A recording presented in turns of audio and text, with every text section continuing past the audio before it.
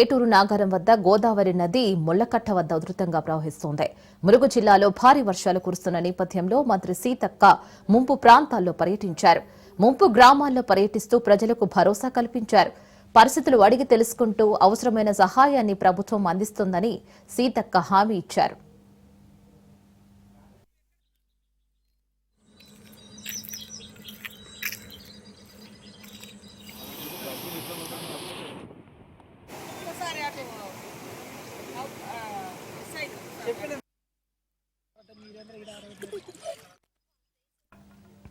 జోగులాంబ గద్వాల జిల్లా అలంపూర్ నియోజకవర్గంలో ఎడతెరిపి లేకుండా వర్షం కురుస్తూ ఉండడంతో వాగులు వంకలు పొంగి పొర్లుతున్నాయి.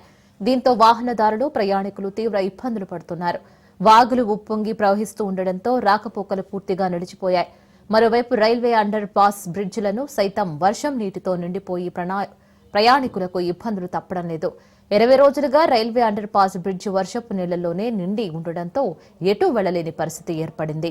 చాలా చోట్ల పత్తి, మిర్చి పంటలు నీటిలో మునిగిపోయాయి.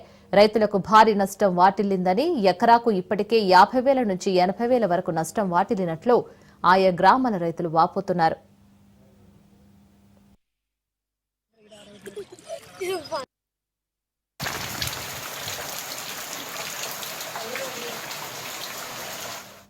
జయశంకర్ భూపాలపల్లి జిల్లా మహాముత్తారం మండలంలో భారీ వర్షాలు కురిశాయి.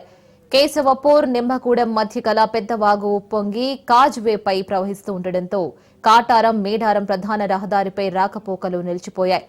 బోర్లగూడెంలో ఇళ్లలోకి చేరింది వర్షపు నీరు. దీంతో స్థానికులు తీవ్ర ఇబ్బందులు పడుతున్నారు.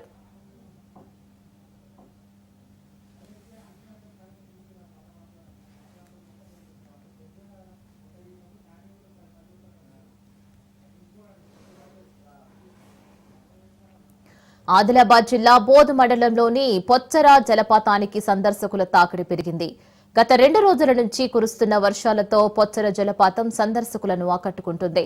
ఈ జలపాతం అందాలను వీక్షించడానికి రాష్ట్రం నలుమూలల నుంచి పర్యాటకులు వస్తున్నారు. అటవీ శాఖ అధికారులు పర్యాటకులను దగ్గర వరకు వెళ్లనివ్వడం లేదు.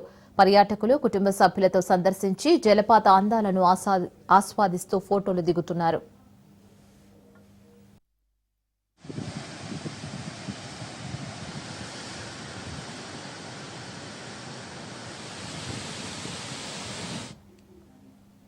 ఉమ్మడి నిజామాబాద్ జిల్లా వరప్రదాయిని నిజాంసాగర్ ప్రాజెక్టు గేట్లను అధికారులు ఎత్తివేశారు. ఎడతెరిపి లేకుండా కురుస్తున్న వర్షాలకు ఎగువ ప్రాంతాల నుంచి ప్రాజెక్టులోకి భారీగా వరద నీరు పోటెత్తింది. ప్రాజెక్టులోకి 69,650 క్యూసెక్కుల ఇన్ఫ్లో వస్తూ ఉండడంతో ప్రాజెక్టు పూర్తిస్థాయి నీటి మట్టానికి చేరుకుంది. దీంతో అప్రమత్తమైన ప్రాజెక్టు అధికారులు వేకువజామున 4 గంటలకు 7 ప్రధాన గేట్లను ఎత్తి దిగువ మంజీరా నదిలోకి 58,500 క్యూసెక్కుల నీటిని విడుదల చేశారు.